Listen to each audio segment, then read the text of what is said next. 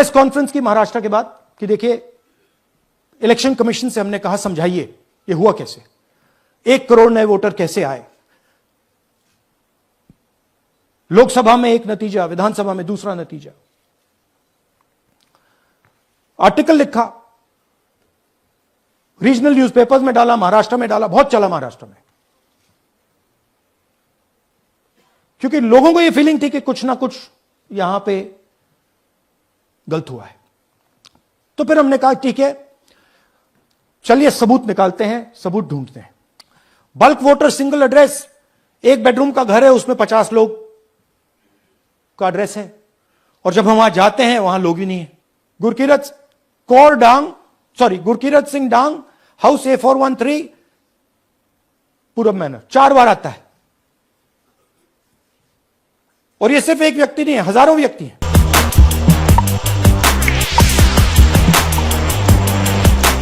हमें सस्पेशन था, करोड़ों लोगों को सस्पेशन था कि दाल में क्या कुछ ना कुछ काला है।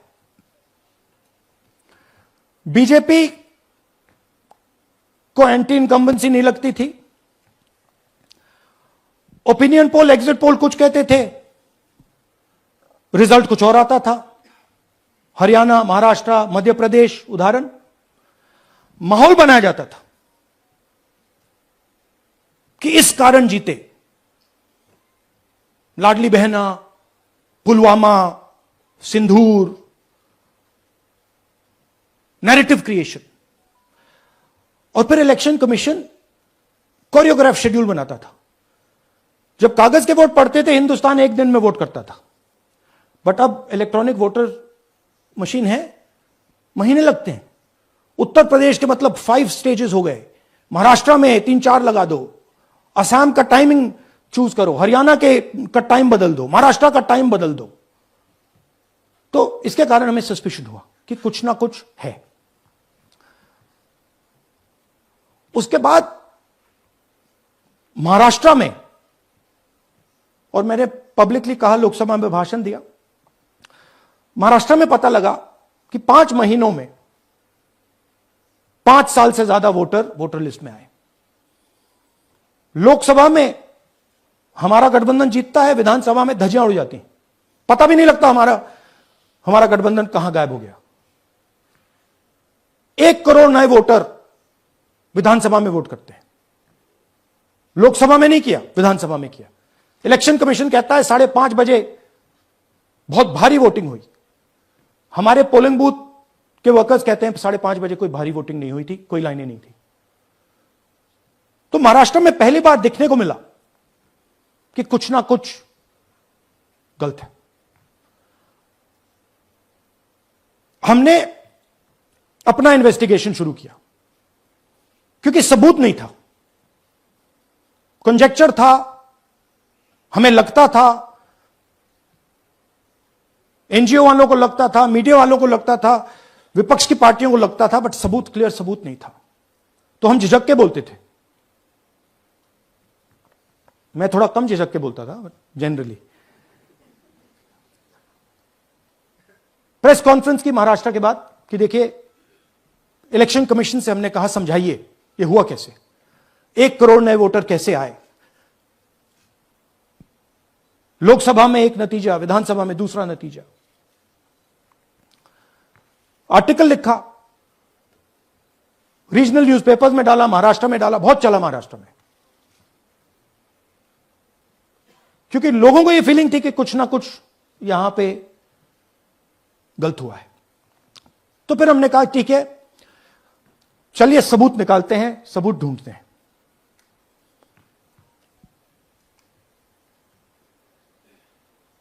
हर स्टेप पे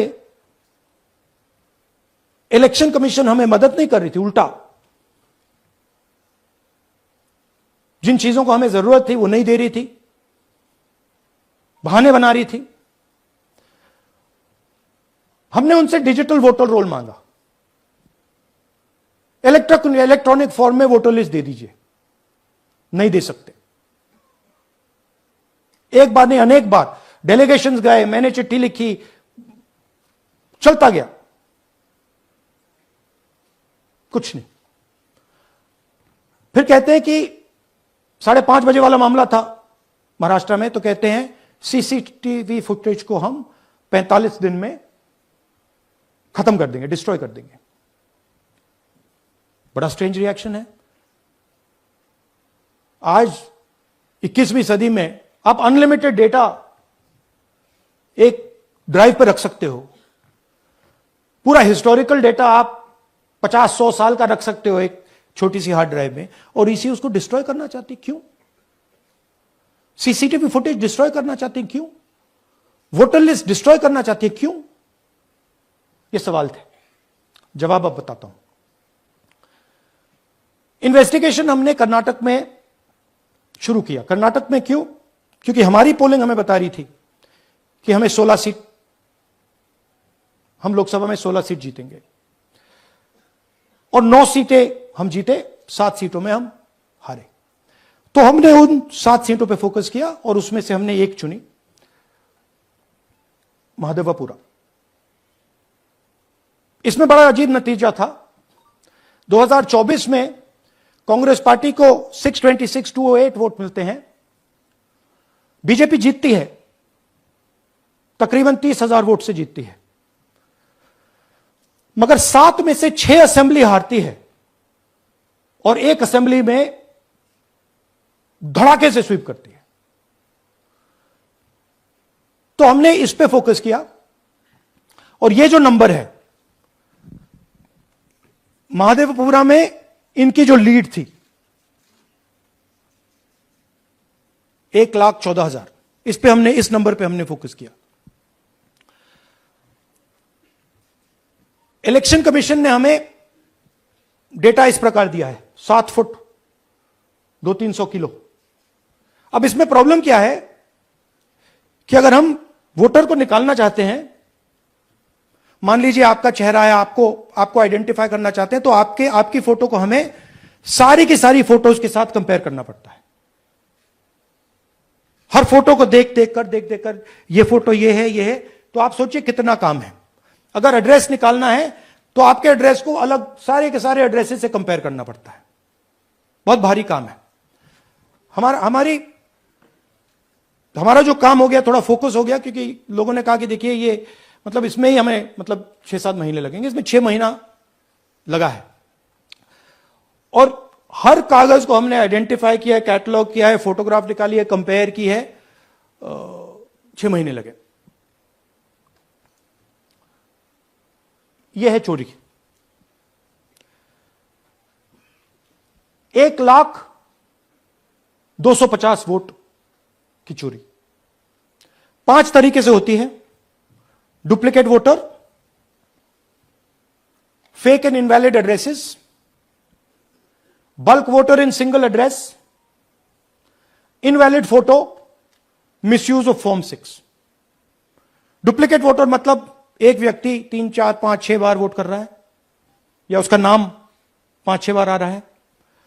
फेक इनवैलिड एड्रेस मतलब या तो पता है ही नहीं, या फिर फेक है। बल्क वोटर सिंगल एड्रेस, एक बेडरूम का घर है, उसमें 50 लोग का एड्रेस है, और जब हम वहां जाते हैं वहां लोग ही नहीं है, वोटर ही नहीं है। इनवैलिड फोटो, या फोटो है ही नहीं, या फोटो इतनी छोटी है कि उसको पहचाना नहीं जा सकता। और finally misuse of form 6। Form 6 नए वोटर्स के लिए होती है, जो 18 साल का होता है, पिछले इलेक्शन में जिसने वोट नहीं किया उसके लिए होती है। मतलब 18 से 22-23 की एज होनी चाहिए उसकी। तो इसका जबरदस्त मिसयूज हुआ है। अब थोड़ा दिखाते हैं। यह देखिए, गुरकीरत सिंह डांग, इनका नाम बूथ नंबर 116, 124, 125 एंड 126 में 4 बार। जूम इन कीजिए। यह देखिए, गुरकीरत सिंह डांग, फादर्स नेम रणबीर सिंह डांग, हाउस नंबर A413। तो दिखाइए, गुरकीरत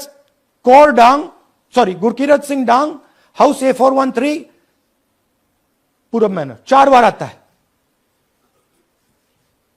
और यह सिर्फ एक व्यक्ति नहीं है, हजारों व्यक्ति हैं।